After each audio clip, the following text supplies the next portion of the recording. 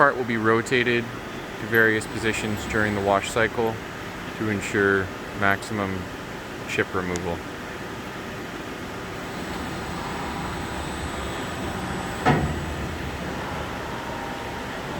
The angle of rotation is displayed on the HMI.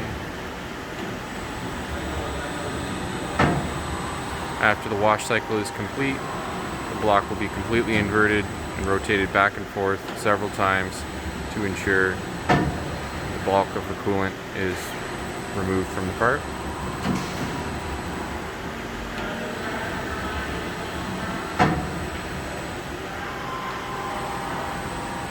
After the wash and dry cycles are completed, the